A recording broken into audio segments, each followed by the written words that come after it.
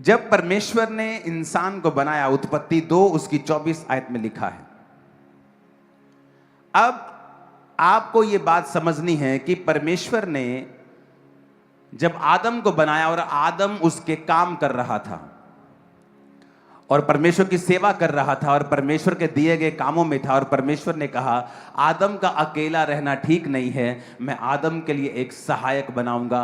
और सारे जीव जंतु उसके पास आकर मैच करने लगा और किसी से मैच नहीं हुआ, तो परमेश्वर ने आदम के अंदर से एक पसली को निकाला और उसकी जगह मांस भर दिया, और परमेश्वर ने औरत को बनाकर उसे आदम के पास लेके गया। और आदम ने जब औरत को देखा तो उसने एक भविष्यवाणी की कि तू नर में से निकाली गई है, इसलिए तू नारी कहलाएगी। तू मेरी हड्डी में से, तू हड्डी और मेरे मांस, तू निकाली गई है, इसलिए तू नारी कहलाएगी। और परमेश्वर ने उसके साथ उसको मैच किया और परमेश्वर ने एक सिस्टम बनाया और एक हेल्पर के रूप में औरत को, कि मैं इसके लिए एक हेल्पर बनाऊंगा जो इसकी डेस्टिनी को फुलफिल करने के लिए इसकी मदद और सहायता करेगी।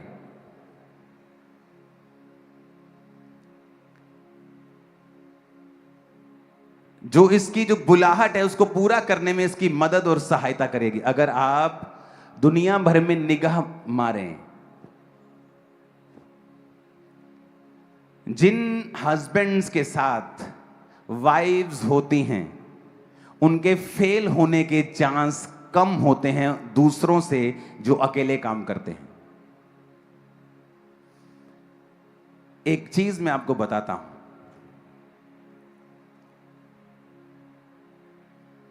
वॉशिंगटन यूनिवर्सिटी ने एक स्टडी की और उस स्टडी में उन्होंने 5000 जो मैरिड इंडिविजुअल्स थे उनको उन्होंने स्टडी किया।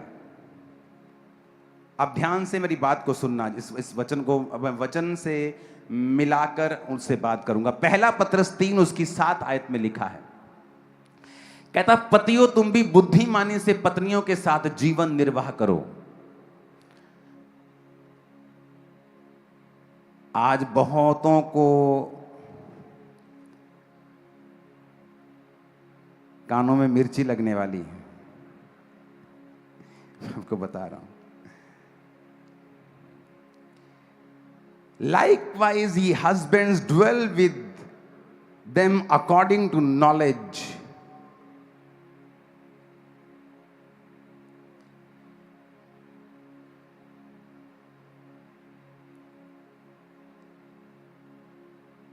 ऊंची आवाज में कहो नॉलेज। Giving honour.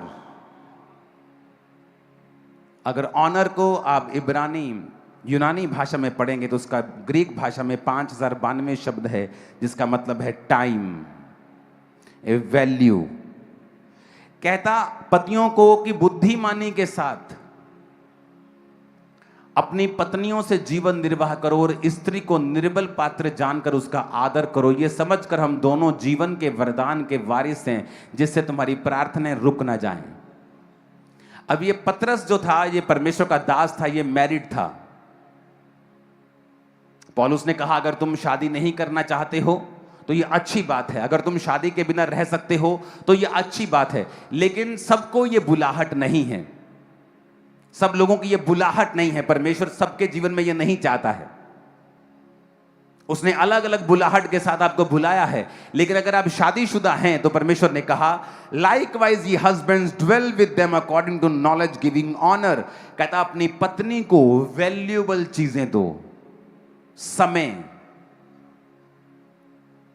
निर्बल पात्र, निर्बल का मतलब ये नहीं कि वो कमजोर है, यहां पर वो फिजिकल स्ट्रेंथ की बात कर रहा है। जो औरत है उसे परमेश्वर ने आदमी से फिजिकल स्ट्रेंथ में कम बनाया है। हर एक आदमी, कामयाब आदमी के पीछे औरत होती है, यह भी इस सदी का सबसे बड़ा झूठ है। ना तो औरत आपके पांव की जूती है क्योंकि वो आपके पैर की हड्डी से नहीं निकली, ना ही वो आपके सर का ताज है क्योंकि ना वो आपके सिर की हड्डी से नहीं निकली। औरत आपके साइड बाय साइड, कंधे से कंधा मिला के आपके साथ खड़ी होने के लिए परमेश्वर ने उसे अनॉइंट किया है, और ये उसकी रियल कॉलिंग है आपकी लाइफ। उसको परमेश्वर ने पसली से निकाला, साइड से निकाला है, ताकि वो आपके साइड में खड़ी हो। वॉशिंगटन यूनिवर्सिटी ने एक स्टडी की, और उन्होंने क्या स्टडी की? They found that the people with reliable and discipline partners, ऐसे पार्टनर्स जो डिसिप्लिन्ड हैं,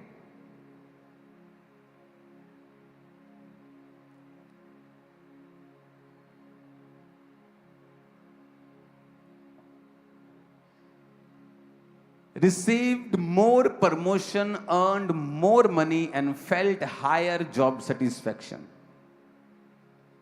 उन्होंने कहा जिनके पार्टनर्स रिलायबल हैं, डिसिप्लिन्ड हैं, मतलब पति पत्नी पे भरोसा कर सकती है, पत्नी को पति पे पूरा भरोसा है, पति को पत्नी के ऊपर पूरा भरोसा है, और वो दोनों एक दूसरे के ऊपर भरोसा कर सकते हैं। उसने कहा वो लोग, ये स्टडी क्रिश्चियन लोगों की स्टडी नहीं है, जो बातें मैं आपको बताता हूं ये जनरल पढ़ने वाले लोगों की स्टडी है, जो पढ़ाई में हैं। उन्होंने स्टडी की कि जो लोग अपने पार्टनर जो रिलायबल है, डिसिप्लिन पार्टनर जिनको मिला है, उन्होंने अपनी लाइफ में ज्यादा प्रमोशंस हासिल किए हैं, ज्यादा पैसे को कमाया है, और जिनकी लाइफ में जॉब सेटिस्फेक्शन ज्यादा है। रीजन बताता हूं क्यों। कहता तुम्हारी प्रार्थनाएं रुक ना जाएं। आप जानते हैं बहुत सी फैमिलीज की प्रेयर्स परमेश्वर अनसुना कर रहा है, क्योंकि आपकी फैमिली में ऑर्डर नहीं है, आपकी फैमिली मैनेज्ड नहीं है। पतरस ने खास बोला, उसने कहा अपनी पत्नी का आदर करो जिससे कि तुम्हारी प्रार्थनाएं रुक ना जाएं। तुम्हारी प्रेयर क्या है? परमेश्वर मुझे हील कर, मुझे फाइनेंस ब्लेसिंग चाहिए, मुझे बेबी बॉय, मुझे बेबी गर्ल, मुझे ये चाहिए, मुझे। परमेश्वर कहता तुम्हारी प्रार्थनाएं हिंडर हो जाएंगी। अगर आप हिंडर शब्द को, ग्रीक भाषा का 1581वां शब्द है, अगर आप उसको पढ़ेंगे तो उसमें लिखा है कट डाउन, टू फ्रस्ट्रेट। कहता तुम्हारी प्रार्थनाएं कट कर दी जाएंगी और तुम फ्रस्ट्रेट रहोगे अपनी लाइफ से। तुम्हारी लाइफ में खिजाहट रहेगी, हर टाइम तुम खिजोगे, क्योंकि तुम्हारी प्रार्थनाएं रुकी गई हैं, क्योंकि तुमने परमेश्वर के बनाए गए ऑर्डर को फॉलो नहीं किया है। अब ये जो स्टडी उन्होंने की, ये कोई स्टडी करने वाले लोग क्रिश्चियन नहीं थे, लेकिन आप नोटिस करो कि ये स्टडी इस वचन के ऊपर पूरा ठप्पा लगाती है कि जो कुछ बोला गया है वचन में, कि जो लोग आपस में ज्यादा बनकर, जिनकी बनती है, जो ज्यादा समझ के साथ एक दूसरे के संग रहते हैं, वो अपनी लाइफ में ज्यादा कामयाब हैं, फाइनेंशियली भी, फिजिकली भी, सामाजिक रीति से भी, और हर तरह से कैरियर वाइज भी। आप मेरी बात समझ रहे कि नहीं? ये वॉशिंगटन यूनिवर्सिटी की स्टडी है।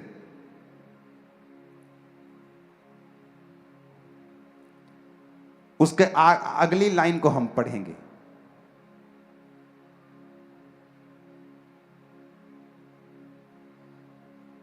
उसमें लिखा है कि the data revealed that the employee with an extremely conscientious spouse is 50% more likely to get a promotion than a employee with a unconscientious. मतलब कहता वो कर्मचारी जिसका पार्टनर रिलायबल है, जिसका पार्टनर डिसिप्लिन्ड है, कहता वो लोग 50% ज्यादा प्रमोशंस पाते हैं अपनी जॉब्स में। ये स्टडी है, ये कोई हिंदू ने नहीं की, ये किसी क्रिश्चियन ने नहीं की, किसी सिख ने नहीं, किसी ने नहीं की। ये जस्ट स्टूडेंट्स ने अलग अलग जगहों पे जाके थाउजेंड्स ऑफ फैमिलीज के ऊपर स्टडी की है। आप देख लो, अन्य जातियों को मैंने स्टडी किया है, मैंने बॉलीवुड हीरोज पे स्टडी की है। जिन बॉलीवुड के हीरोज ने अपने पिता का आदर किया है और उनके बच्चों ने भी उनका आदर किया है, वो ज्यादा कामयाब हैं। वचन कहता है अपने माता और पिता का आदर कर। आप देख लो उनको, आप स्टडी करो। जो व्यक्ति अपने पिता का आदर, अपनी माता का आदर करता है, लाइकवाइज उसके बच्चे भी सेम निकलते हैं और वो भी अपने माता और पिता का आदर करते हैं। और आप स्टडी कर लेना, बाइबल में जो लिखा है वो पूरा होगा, मैं आपको बता रहा हूं। आप उन लोगों की स्टडी करो, वो ज्यादा कामयाब होंगे। और मैं आपको बता सकता हूं ऐसे बहुत से लोग जिन्होंने पिक्चर्स की हैं और लोगों ने उनकी पिक्चर्स को सराहा है, पर वो कभी कामयाब नहीं हुए। उनके घर में जाके देखो, वो अपने पिता का आदर नहीं करता आदमी। मैं नाम नहीं लेना चाहता।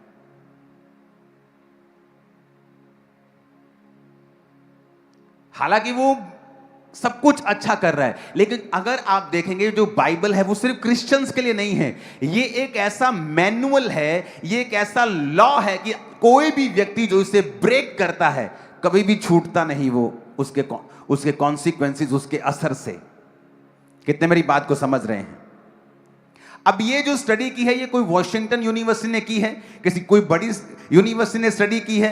और उन्होंने स्टडी किया है कि वो लोग जो जिनके पार्टनर्स उनके साथ ज्यादा रिलायबल हैं, डिसिप्लिन्ड हैं, जो एक दूसरे के प्रति डेडिकेटेड हैं, लाइफ में एक दूसरे से खुश हैं, वो लोग ज्यादा ब्लेस्ड हैं उन लोगों से जो इस ब्लेसिंग में नहीं है।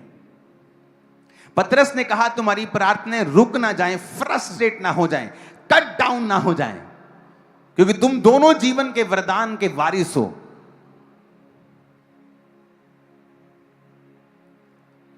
ऊंची आवाज में कहो हालेलुया। अब यह बात आपको समझनी पड़ेगी। उत्पत्ति 2 उसकी 24 में लिखा, उसने कहा इस कारण पुरुष अपने माता पिता को छोड़कर अपनी पत्नी से मिला रहेगा और वो एक तन बने रहेंगे। अपने पड़ोसी को बोलो, पुरुष अपने माता और पिता को छोड़कर अपनी पत्नी से मिला रहेगा और वो दोनों एक होंगे। अब यहां पर वो बच्चे भी हैं, वो जिनकी अभी अभी शादी हुई है, वहां वो भी हैं जिनकी शादियां हो गई हैं और वो बड़े हो गए हैं। यहां वो भी हैं जिनके बेटों की शादियां हुई हैं, यहां वो भी हैं जिनकी बेटियों की शादियां हुई हैं। अब रूल सबके लिए एक है। परमेश्वर की मर्जी क्या है, उसने एक सिस्टम बनाया। अब जब मूसा परमेश्वर ने खड़ा किया, तो मूसा ने जब एक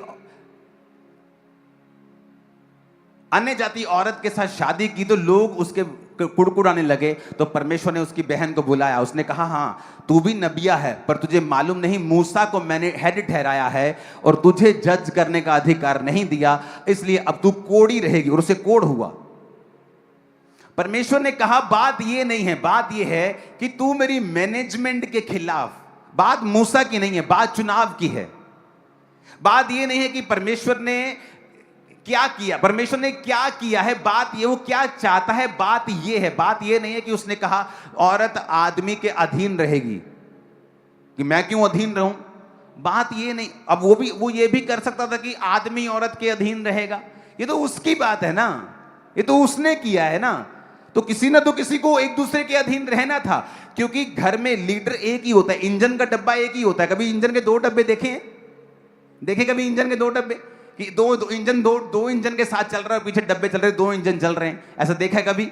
इंजन एक ही होगा। अब यहां पर लिखा है therefore shall a man leave his father and his mother and shall cleave into his wife। लिखा क्लीव, इंग्लिश में लिखा क्लीव। क्लीव कहता, क्लीव को इब्रानी भाषा का 1692 शब्द है दबाक, जिसका मतलब पता क्या है? To cleanse. जैसे गीला कपड़ा होता है ना, और जब आपकी बॉडी में गीला कपड़ा पहनते हो आपकी बॉडी से चिपक जाता है। कहता अपनी वाइफ के साथ जो तुम्हारा प्यार है वो क्लिंज होना चाहिए, यानी तुम्हारी वाइफ और तुम्हारे बीच में कोई व्यक्ति नहीं होना चाहिए। तेरी मां भी नहीं, तेरा बाप भी नहीं, तेरा भाई भी नहीं, तेरा परिवार भी नहीं। और ये रियल प्लान है परमेश्वर का। अब यहां पर क्या है, क्योंकि एक मां जिसका एक लौता बेटा है वो अपने बेटे से प्यार करती है।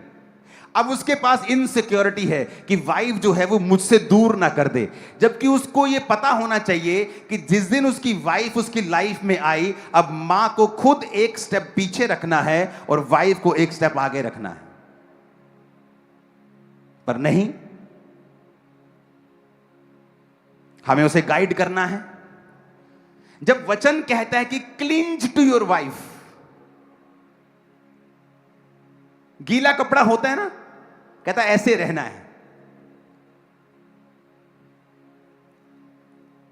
बट मां क्या समझा रही है, बाप क्या समझा रहा है, भाई क्या समझा रहा है, और जब तक आप दोनों का बॉन्ड, आप दोनों की लाइफ सबसे ज्यादा क्लोज नहीं होगी आपके माता और पिता दोनों से, तब तक आप रियल प्लान में प्रवेश नहीं करेंगे। बाइबल आपकी लाइफ में पूरी नहीं हो रही, आपकी प्रेयर्स फ्रस्ट्रेट रहेगी। होता ना, यार मैं प्रेयर कर रहा हूं, यार मैं फास्टिंग कर रहा हूं, यार मेरी लाइफ में काम क्यों नहीं हो रहा, मैं फ्रस्ट्रेट हो रहा हूं, ये मैं कर रहा हूं, मैं चाहता हूं, मैं सब कुछ सही कर रहा हूं, पर कुछ हो नहीं रहा है।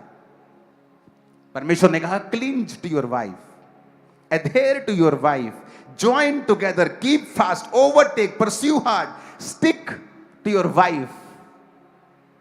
अब मां को यह चाहिए कि वो एक कदम पीछे हटे और अपनी बेटे को खुद अपनी पत्नी के क्लोज होने के लिए, और पत्नी की मां को चाहिए कि सारा दिन फोन पर चुगलियां करके उसको पति के खिलाफ करने की बजाय वो हेल्प करे कि वो पति के करीब जाए। क्यों? क्योंकि जब वो दोनों एक होंगे तभी ब्लेसिंग उतरेगी, नहीं तो नहीं उतरेगी। अगर आपकी सासू मां और आपकी मां ये काम नहीं कर रही हैं तो वो एक्चुअल में आपका नुकसान कर रही हैं, और जब वो आपका नुकसान कर रही हैं वो अपना नुकसान कर रही हैं, वो अपने गर्भ का नुकसान कर रही हैं, अपने घर का नुकसान कर रही हैं, ये समझ के कि वर्ड ऑफ गॉड क्या कहता है। फिर से पढ़ेंगे इंग्लिश में भी। Therefore shall a man leave his father and his mother, मनुष्य अपने माता पिता को छोड़कर अपनी पत्नी से मिला रहेगा, and shall cleave unto his wife। Cleave का मतलब फिर से दिखाएंगे, दबाक, that is clinch, गीले कपड़े की तरह चिपका हुआ, stick together। तुम और तुम्हारी वाइफ एक हो, कोई तुम्हें सेपरेट ना करे। बाइबल क्या कहती है? कहता, परमेश्वर ने कहा, जब हम मत्ती 19 उसकी 4 से 6 आयत को पढ़ते हैं तो परमेश्वर ने कहा, उसने उत्तर दिया, क्या तुमने नहीं पढ़ा, जिसने उन्हें बनाया आरंभ से नारी और नर बनाकर कहा, इस कारण मनुष्य माता पिता से अलग होकर पत्नी के साथ रहेगा, वो दोनों एक तन होंगे। अतः वो दो नहीं एक तन है, जिसे परमेश्वर ने जोड़ा है उसे मनुष्य अलग ना करे। अब हुआ क्या? बेटी ने फोन किया, और मेरी बन नहीं रही उसके साथ, अब मां कह रही तू हो जा बखरी। अब बेटा गया मां के पास, अरे बेबी नहीं हो रहा, तू हो जा बखरा। अब उसे वचन नहीं पता। क्यों समाज में आज, क्यों फैमिलीज में इतना कयोस मचा हुआ है, इतनी खिचड़ी रायता फैला हुआ है, इतनी मुसीबतें हैं, समस्याएं हैं? क्योंकि आज ना तो वचन की समझ है, ना हम ये समझ पा रहे कि बाइबल इस विषय में क्या कहती है।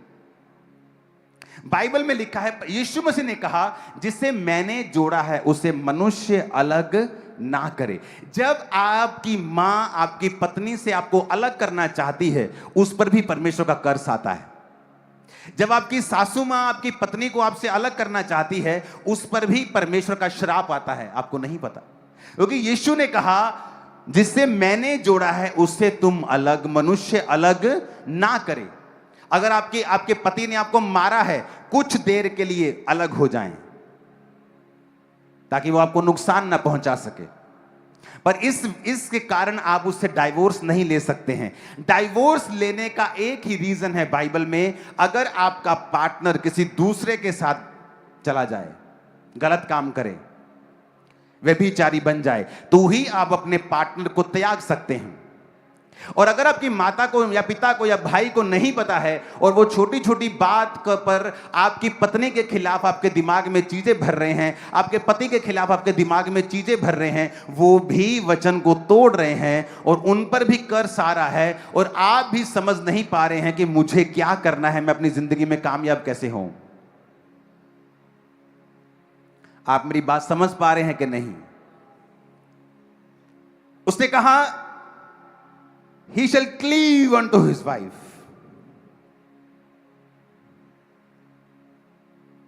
अब हमें समझना होगा इन बातों को।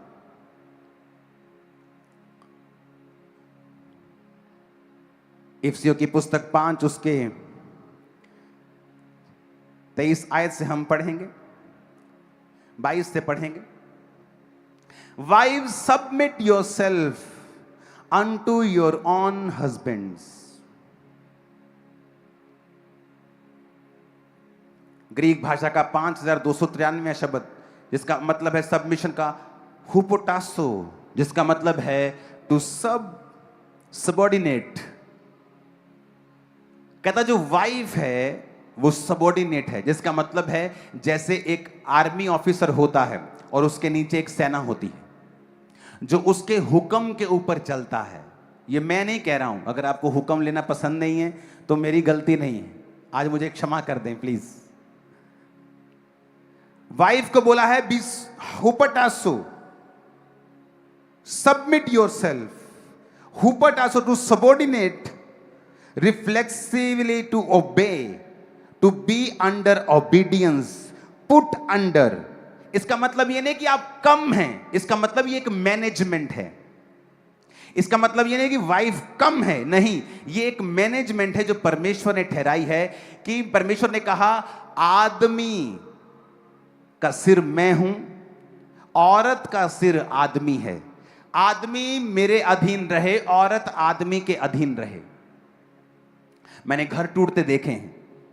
एक पास्टर की मैंने काउंसलिंग की और पास्टर ने कहा कि इसके बेबी होने वाला था और मैंने इसको बोला कि जाओ डॉक्टर के पास अभी चली जा, और उसने कहा ठीक है। उसने अपनी माँ को फोन किया, लड़की ने, लड़की की माँ ने बोला ले असी खुदा नु मानते हैं, तू प्रेयर कर, चिंता ना कर तू। और उसका बेबी डेड हो गया गर्भ में ही। और जब वो मुझसे मिली मैंने उसको कहा कि जब आदमी की जुबान खुदा की जुबान है तेरे लिए, लोगों के लिए क्या है छोड़ दे, पर तेरे लिए वो गॉड की वॉइस थी, क्योंकि तुझे सबऑर्डिनेट वचन कहता है। हुपटासो मींस टू बी सबऑर्डिनेट, तुझे उसके देखो कैसे मर्द तालियां बजा रहे हैं, तुम्हारी बारी भी आने वाली, चिंता मत करो। अब ये तालियां बजाएंगे, थोड़ी देर रुको।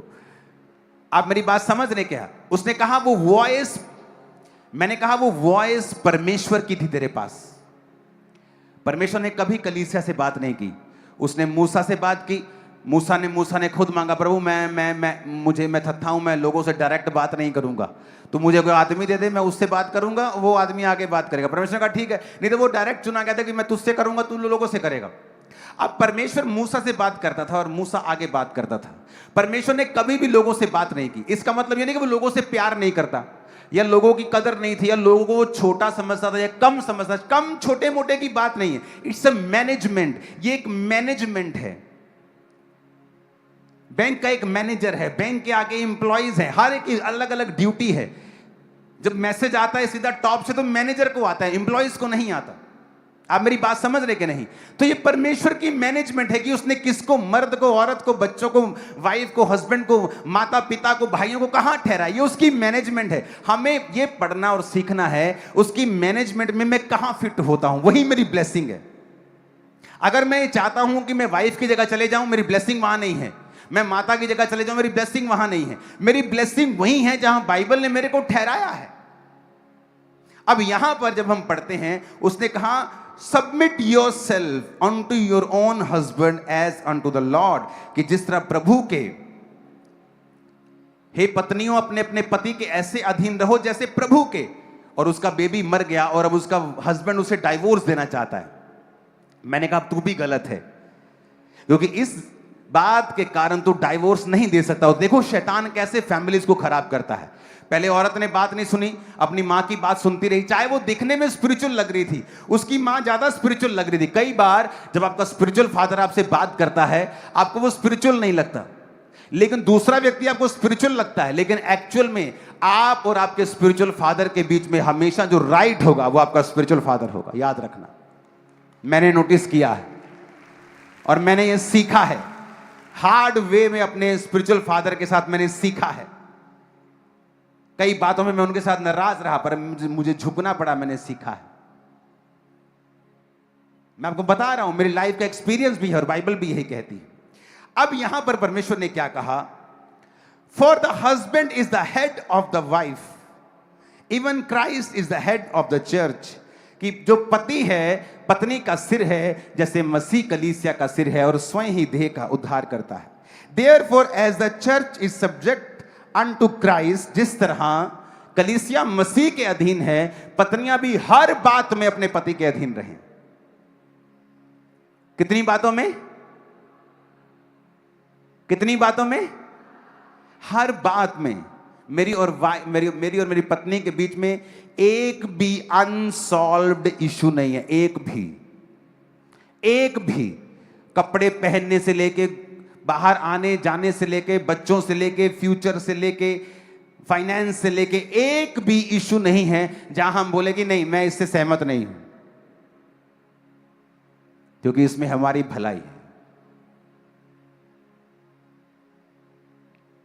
यहां पर लिखा है कि हर बात में अपने पति के क्या रहना है? अधीन रहना। पतरस ने बड़ा अच्छा लिखा, उसने कहा तुम्हारी प्रार्थनाएं हिंडर हो जाएंगी, फ्रस्ट्रेट हो जाएंगी, कट डाउन हो जाएंगी। कि तुम प्रेयर कर रहे हो कि तुमने एक घर बनाया, किसी ने काट दिया, तुमने एक मंजिल खड़ी की, किसी ने काट दी, तुमने कुछ खड़ा किया, किसी ने काट दिया। कहते तुम्हारी प्रार्थनाएं लगातार कट डाउन होती जाएंगी, क्योंकि तुमने औरत को निर्बल पात्र समझकर उसका आदर नहीं किया। आदर का मतलब यूनानी भाषा में टाइम, वैल्यूएबल चीजें उसको देना अपनी औरत को। अब ध्यान से समझना, आगे बढ़ेंगे।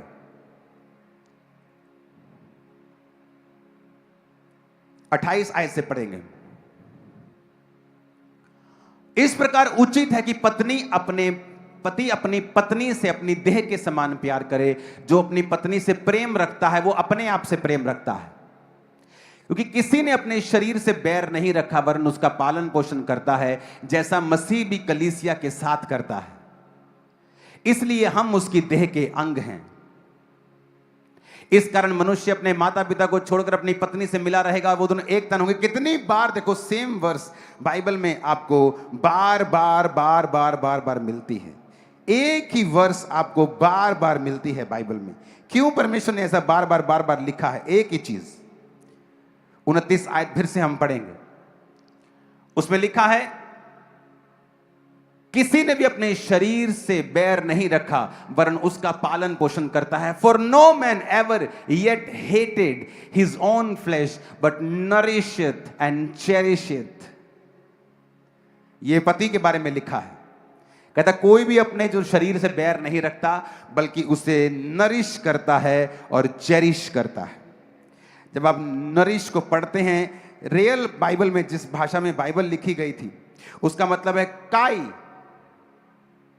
और जब आप चेरिश को पढ़ते हैं उसका मतलब है थाल्पो। इनका मतलब है, जब आप नरिश को पढ़ते हैं, और नरिश में उसका जो शब्द है ट्रेफो से वो निकला है, जिसका मतलब मैं आपको बताता हूं। कहता implication to cherish, to pamper. बच्चों को पैम्पर करते हैं ना, हस्बैंड को बोला है वाइफ को पैम्पर करने के लिए। आप हैरान हो जाएंगे, बाइबल में देखो कितनी डीप बातें लिखी हैं।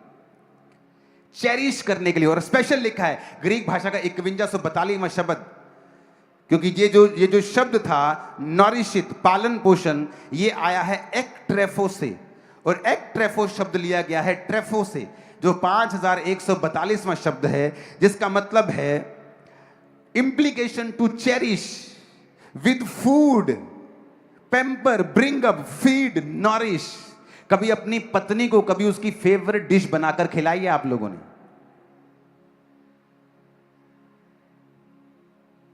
आपने अपनी पत्नी के ऊपर कभी इन्वेस्ट नहीं किया। आपको लगता है शादी हो गई, छोड़ो। और यह आदमी की सबसे बड़ी भूल है और बेवकूफी है। उसे लगता है औरत दिन रात बस गधों की तरह खाना बना के मुझे खिलाई जाए, खिलाई जाए, खिलाई जाए, बस मैं खाता जाऊं, जानवरों की तरह खाता जाऊं, खाता जाऊं, खाता जाऊं, खाता। और वचन क्या कहता है? कहता जिस तरह मसीह ने तुम्हारा पालन पोषण किया है, तुम भी, कहता, उसका क्या करो? But nourish it and cherish it.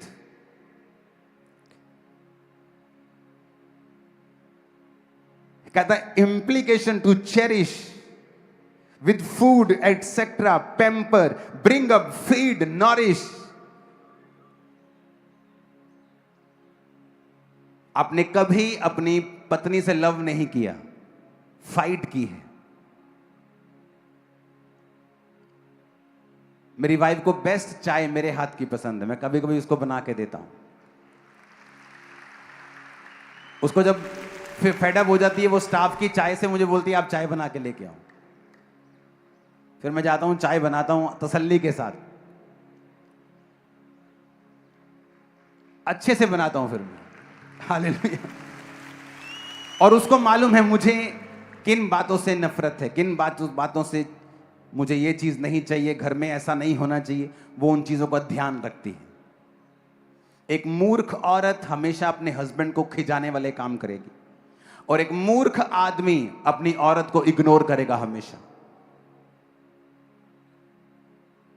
उसने, बाइबल कहती है, कहता टू पैम्पर योर वाइफ। जिस तरह बच्चों को पैम्पर नहीं करते हम, उस तरह से लिखा। देखो वचन में लिखा हुआ है, through the idea that is fatten implication to cherish with food etcetera. मतलब जो भी तुम्हारी वाइफ को पसंद है, उसे घूमना पसंद है, आप शाम को जाओ, अगर बाइक नहीं है साइकिल है, साइकिल नहीं तो पैदल है, जाओ और जस्ट 10 रुपए की कुल्फी खा के आओ। पैसा नहीं है तो जाओ, अपनी वाइफ को डिनर पे लेके जाओ, उसे खुद खाना, उसको बोलो आज तू नहीं बनाएगी, आज मैं बनाऊंगा, बच्चे बनाएंगे, आज तू बैठ, तेरे को खिलाते हैं मस्ती से।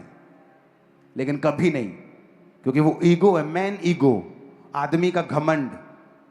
और नुकसान किसका हो रहा है? उसी आदमी का जो घमंड करके बैठा है, उसी का नुकसान हो रहा है।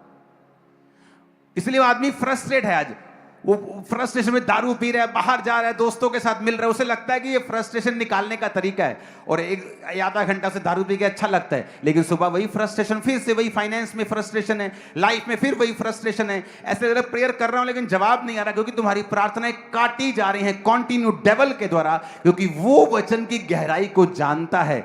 शैतान के बिना शैतान के कारण मेरी प्रजा नाश हो रही है, बाइबल में नहीं लिखा। कहता ज्ञान ना होने की वजह से मेरी प्रजा नाश हो रही। लेकिन जैसे ही तुम्हारा पति तुम्हें पैम्पर करता है, तुम्हारी मां बीच में आ जाती, ले तू उन्हें सिर ते चढ़ा लेना हुणे। आप देखो शैतान कैसे काम करता है। और अगर वो हस्बैंड को ये मालूम नहीं है कि मुझे ये करना है और ये नहीं करना है, वाइफ को पता नहीं है कि मुझे ये करना है या नहीं, कोई मुझे क्या कहे मुझे कोई मतलब नहीं पड़ता, मुझे ये मालूम होना चाहिए कि परमेश्वर क्या कहता है।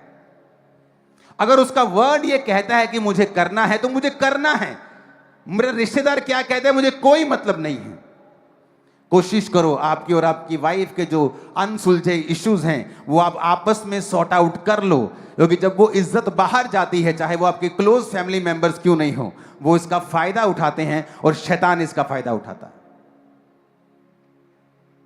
मैं आपको बता रहा हूं, आज आप डिलीवर हो रहे हैं। आपको अपना अपना रोल अगर समझ नहीं आया, और अगर एक औरत मर्द की तरह बिहेव करेगी, वो लीड करने की कोशिश करेगी, हस्बैंड को चुप कराने की कोशिश करेगी, वो हस्बैंड को चुप नहीं करा रही, वो गॉड को चुप करा रही है, क्योंकि वो उसके मुंह से बोलता है और उसने उसको फिर उसका ठहराया है। तो अगर हम अपनी अपनी जगह नहीं समझेंगे कि मेरी जगह कहां है, तो हम अपनी जिंदगी में कभी भी कामयाब नहीं हो पाएंगे। उसने कहा pamper your wife, give time, give valuable things to her. उसके लिए समय को निकालना है, उसकी फेवरेट चीजों को करना है। कभी कभी क्या, रोज भी कर सकते हो। कुलस्सियों 3 उसकी 18 से 20 आयत को हम पढ़ेंगे। और जो वर्ड मैं आपको दे रहा हूं ना, जब आप ये मैटर सॉल्व कर लेंगे, मैं आपको लिख के देता हूं, कर्जा फिनिश होगा। आपको बता रहा हूं, फाइनेंस सेम नहीं होगा, सेहत सेम नहीं होगी, आपके बच्चे देखना कैसे बढ़ेंगे, वो उनको राइट एटमॉस्फेयर मिलेगा जहां वो बढ़ सके और परमेश्वर के कार्य कर सके। वो आमीन मुझे वाला चाहिए चर्च। गलतियों 3 उसकी 18 से 20 आयत को हम पढ़ेंगे।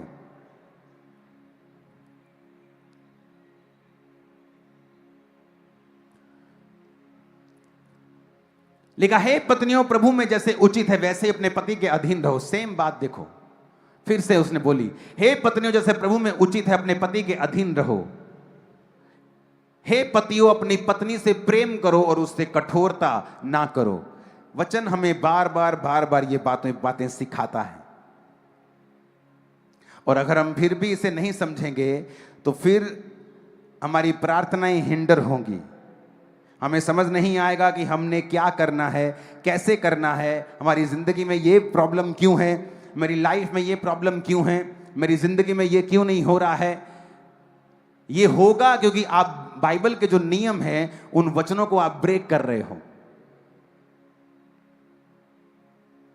अगर आप पत्नी को गाली दे रहे हो तो आप अपने आप को गाली दे रहे हो, वो गाली आपको लग रही है क्योंकि आप एक हैं, दोनों दो नहीं हैं। और परमेश्वर ने कहा जब तुम जुड़ गए हो तो मेक श्योर तुम्हारा मन एक हो, ताकि तुम्हारी प्रार्थनाएं जो जाएं वो एक मन से जाएं, 2 इंजन ना हो, एक इंजन हो, ताकि तुम्हारी गाड़ी आगे बढ़ सके। और ये कर्स है लोगों की लाइफ में। बहुत सारी फैमिलीज में कर्स मैंने देखा है क्योंकि वो औरत जो है वो फैमिली पे कब्जा करना चाहती, वो गाइड करना चाहती, वो पति को चुप करा के रखना चाहती है। और मैंने देखा है उस परिवार को, उस परिवार ने सफर किया है, उनके बच्चों ने सफर किया है। उन बच्चों की जब शादियां हुई वो अपनी शादियों में कामयाब नहीं हुए इतना, और उनके आगे बच्चे देखे हैं मैं जानता हूं उन लोगों को, बहुत बूढ़े हो गए हैं वो, लेकिन मैं उनकी स्टोरीज को जानता हूं। और ये कर्ज फॉलो कर रहा है पीढ़ी दर पीढ़ी, क्योंकि एक व्यक्ति ने जब वचन को तोड़ा वो वैसे ही लोगों को पैदा करता गया जो आगे उसके जैसे हैं, और वो वैसा ही पैटर्न पूरी फैमिली में फॉलो कर रहा है। हालेलुया। आज एक मां का काम है कि वो वाइफ और हस्बैंड के बीच में दीवार ना बने, बल्कि उनको करीब आने का कारण बने, और प्रभु उसको भी ब्लेस करेगा। सास का काम है कि वो करीब आने का काम करे, उनके करीब उनको जाने दे, उसको छोड़ दे। वाइफ उसकी पत्नी को तंग ना करे, उसके घर को ब्रेक ना करे, वो हेल्प करे, क्योंकि जब आप हेल्प करेंगे, जो गॉड ने कहा है कि उनको अलग ना कर बल्कि उनको एक कर, तो गॉड की जो कृपा है वो तुम पे भी आएगी, क्योंकि वो देखेगा कि तुम भी उसके वचन को पूरा करने में उसकी हेल्प कर रहे हो, तुम भी उस वचन पे बिलीव करते हो जो बाइबल में लिखा हुआ है। हालेलुया। ऊंची आवाज में कहो हालेलुया।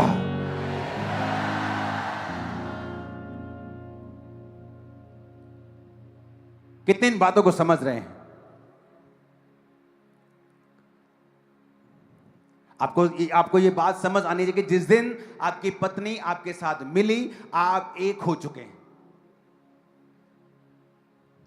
अब यहां का हिसाब है, अगर पत्नी के घर में कोई प्रॉब्लम है, उसके पिता को कोई प्रॉब्लम है, या उसकी मां को कोई प्रॉब्लम है, पत्नी की मां को, तो हस्बैंड और उसकी फैमिली का पूरा जोर होता है कि हमारे घर से 1 रुपया भी वहां नहीं जाएगा। क्यों? क्योंकि ये रीत है। किसने बनाई ये रीत? कभी सोचा है? किसने कहा आदमी संघर्ष के लिए पैदा हुआ? कभी सोचा है? हो सकता है जो तुम फॉलो कर रहे हो वो इस सदी का सबसे बड़ा झूठ और सदी की सबसे निकम्मी बात हो जो तुम फॉलो कर रहे हो, जब तक तुम्हें यह नहीं पता बाइबल क्या कहती है। वो पत्नी जो तुम्हारे लिए बच्चे पैदा कर रही है, तुम्हें खिला रही है, पिला रही है, तुम्हें बना रही है, सारा अपना घर छोड़कर तुम्हारे साथ है, तुम उसकी फैमिली की हेल्प नहीं कर पा रहे हो। तुम्हारे जैसा कंजूस और निकम्मा आदमी और कोई नहीं। और वो जो सब कुछ छोड़ के तुम्हारे पास है। अफ्रीका में अगर आपको शादी करनी है तो वहां सिस्टम राइट है, आपको औरत के लिए पैसे देने होते हैं उसकी मां को। मैं 10 गाय दूंगा, मैं 15 गाय दूंगा, डॉरी देते हैं वहां। यहां उल्टा हिसाब से लड़की भी ले लेते हैं और पैसा भी ले लेते हैं।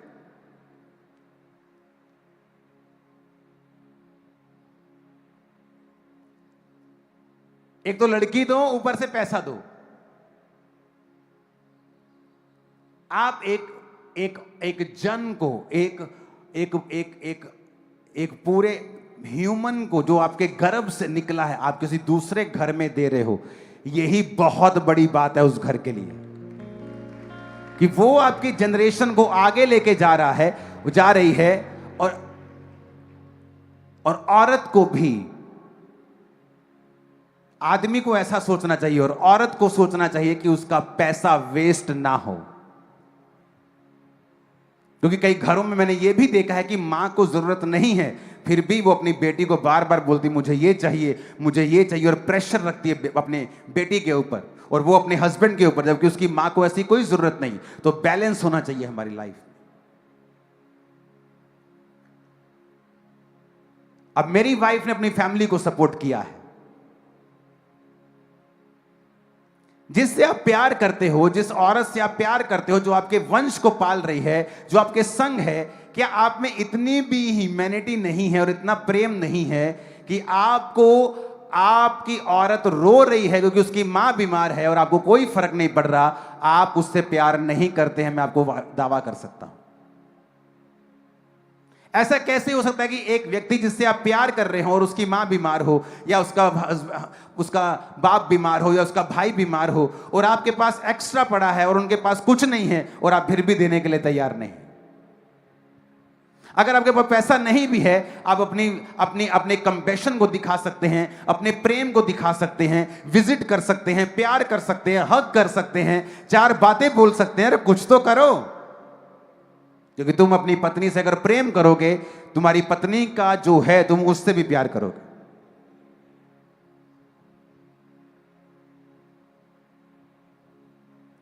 आज समझ आ रही है बातें कि नहीं आ रही हैं? और ये रियल परफेक्ट लाइफ का सीक्रेट है जो मैं आपको दे रहा हूं।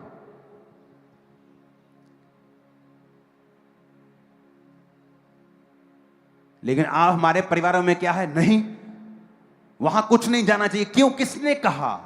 किसने कहा? ये किसने बनाया? ये लॉ, ये जो मुजस्समा, ये चमत्कार किसने बनाया है? पता ही नहीं किसने बनाया। हमारी समाज की रीत है। कई बार सबसे निकम्मी रीतियां हैं जो हम स्वीकार कर लेते हैं, और डेविलिश हैं, डेविल्स इंस्पायर्ड हैं, शैतान के द्वारा प्रेरित हैं कई चीजें। मैंने अपनी पत्नी से दहेज नहीं लिया, खुद खर्चा किया शादी पे। मैं जानता कि मैं कर सकता हूं, मैं करूंगा, दैट्स इट। हमें आज जब शादी करते हैं, ओह पास्टर जी साड़ी जात वाली लभी हो, तुम्हें यह चाहिए कि तुम्हें यह चाहिए कि वो खुदा की ओर से हो। जब हम दोनों मिले 16 जनवरी 2014, पहली बार मिले ऐसे आमने सामने, 17 जनवरी अगले दिन हमारी एंगेजमेंट थी, जस्ट एक दिन में। और एंगेजमेंट करने के बाद उसने मुझे बताया कि वो किस कास्ट से है। मैंने बताया, मैं उसको, चलो मेरा तो पता ही था कि मैं किस, आप मेरी बात समझ रहे कि नहीं? उसने मुझे बताया एंगेजमेंट के बाद। मैंने घर नहीं देखा इसका, फाइनेंस क्या है, ये क्या है, वो कुछ नहीं देखा। वो देखा कि ये परमेश्वर की ओर से है। और एंगेजमेंट के बाद मालूम हुआ कि हम रविदासिया बिरादरी से हैं। अच्छा, हम खत्री बिरादरी से हैं। अच्छा ठीक है। उसने कहा मैं रविदासिया बिरादरी से। मैंने कहा अच्छा, हम खत्रियों में से, हिंदुओं में से हैं। अच्छा ठीक है। अच्छा, मेरा घर वहां है, हम ऐसे हैं, सब बाद में हम बात कर रहे हैं। नाल में पकौड़े खा रहे हैं, कोई स्ट्रेस नहीं। आप मेरी बात समझ रहे? जब परमेश्वर ने आदम हवा को बनाया, किस जात के साथ बनाया था? कोई जात थी आदम और हवा की? आदम हवा के बच्चों से पूरी दुनिया फैली, कोई जात थी? कोई धर्म था? मैं क्रिश्चियन हूं, मैं ये हूं, मैं वो हूं। परमेश्वर ने कोई धर्म नहीं बनाया, उसने आदमी बनाया। आदमी के लिए बाइबल रखी कि ये तुम्हारे मैनुअल बुक है, ये रूल है, रेगुलेशंस हैं, इन्हें फॉलो करना, तुम्हारी जिंदगी सही रहेगी। लेकिन आज देखो, जहां जहां वचन टूट रहा है, उन्हीं घरों में प्रॉब्लम्स है। आज फॉरेन में डाइवोर्स रेट ज्यादा क्यों है? क्योंकि पत्नियां अपने आप को कम नहीं समझना चाहती, और वही रीजन है डाइवोर्स का। पति जो है उसके अंदर एक खूबी है, वो परमेश्वर के अधीन रहकर सेवा करता है, और वाइफ उसके अधीन है जो सेवा उससे करवाता है। और जब या तो वो सेवा करता है या करवाता है, लेकिन जब वो किसी व्यक्ति को अपने आमने सामने खड़ा देखता है कि वो उसके सामने उसका सामना कर रही है, वो उससे लड़ता है। या तो वो सेवा करता है या करवाता है, तो या वो लड़ता है।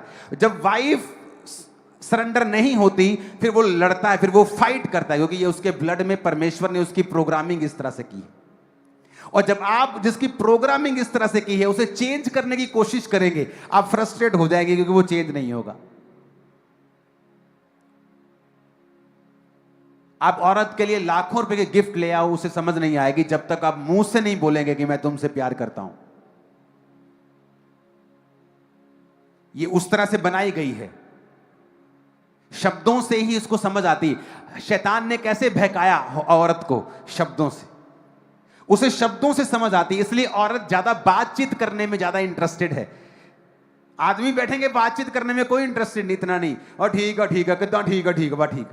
और वो कितना औरत बैठेगा, वो कितना तेरा सूट कितना, उसको सारा कुछ जानना है, क्योंकि वो बात करने में इंटरेस्टेड है। और हस्बैंड जब उससे बात करता है उसे समझ आती है, अच्छा मेरा हस्बैंड मुझसे प्यार करता है। और जब आप इन बातों को नहीं समझते हैं, एक फैमिली ब्रेक होती है और शैतान उसका फायदा उठाता है। कितने मेरी बातों को समझ रहे हैं? हस्बैंड को परमेश्वर ने बनाया ही इस तरह से है कि या तो वो सेवा करता है या वो अपने अधीन सेवा करवाता है, यानी या वो अपने साथ अपने लोगों को अपने अधीन देखता है। वो आमना सामना जब देखता है वो फाइट करता है, क्योंकि ये परमेश्वर ने बनाया है उसको ऐसा। ये प्रोग्रामिंग। मेरे पास एक डॉग है, ओके, वो कैनी कोर्सो नाम का डॉग है, जो इटालियन ब्रीड है, जो गार्ड डॉग है। अगर आप उसकी शक्ल देखेंगे वो डर लगता है उसको देखकर, वो वाकई डरावना है। वो काट लेता है लोगों को। मैं जितना मर्जी उसको ट्रेंड करूं कि नो शांत रहना है, उसके ब्लड में, उसको जब ब्रीड किया गया था, उसको जब बनाया गया था, उसकी नस्ल जब बनाई गई थी, गार्ड डॉग था। यानी वो कभी भी पुछ करके, वो जो डॉग्स होते हैं ना घर में आपके छोटे, जो लैब्राडोर टाइप, आप उनको बिस्कुट दो, जो चोरी कर लो चाहे घर में, वो कुछ नहीं कहते। ये डॉग आपको उसको बिस्किट दो, वो आपका बिस्किट भी खा जाएगा, तुम्हें भी खा जाएगा। तुम उसको आगे पूछ करके चिकन दो, तुम्हारा चिकन भी खा जाएगा, तुम्हें भी खा जाएगा। वो ऐसा है कि तुम जितना मर्जी उसको बोलो बेटा नहीं काटना है, काम डाउन, वो काटेगा। वो गार्ड डॉग है, वो भौंकेगा नहीं, वो काटता है लोगों को। हम उसको बांध के रखना पड़ता है, उसे अलग रखना पड़ता है। सिर्फ मेरी फैमिली में मेरी बात वो सुनता है।